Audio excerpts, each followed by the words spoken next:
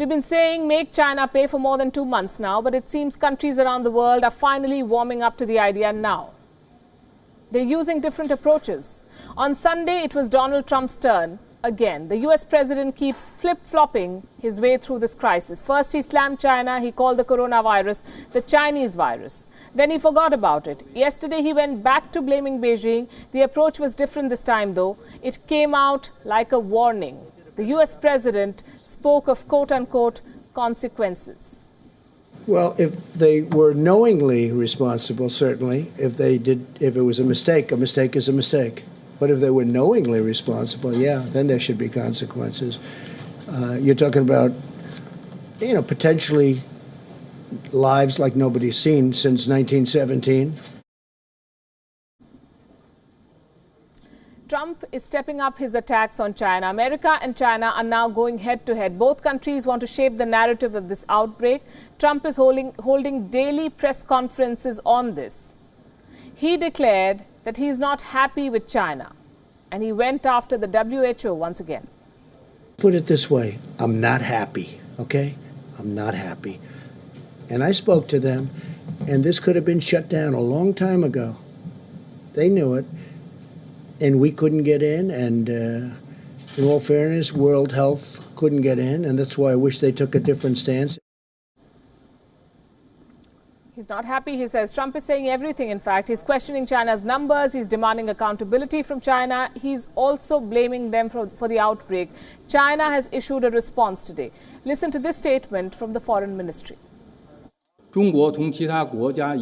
Like other countries, China has also been attacked by the virus and is a victim of the virus. We are not the culprit, nor the accomplice of the virus. In the face of major public health crisis and threats of infectious disease, the international community should stay united rather than blaming each other, rushing to hold someone accountable or demanding compensation. I don't remember there was such an international practice before.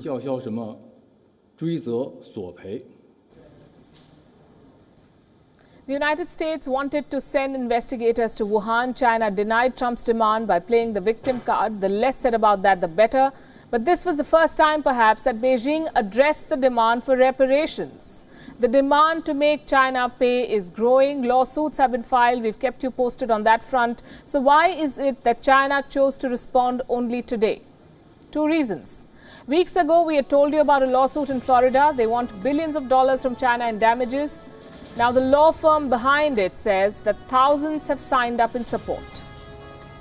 And here's the second reason. A newspaper in Germany went one step further.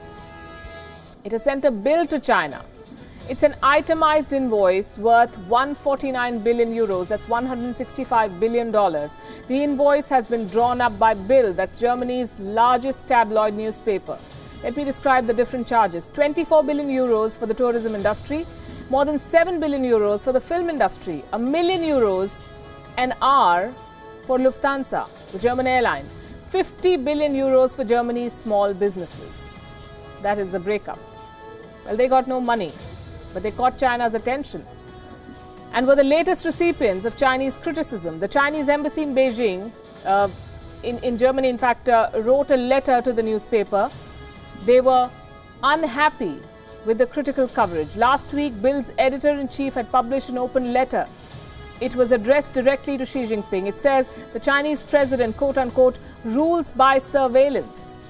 The criticism against China is growing. The threat of reparations may seem like a long shot, but it's playing now on the mind of the dragon.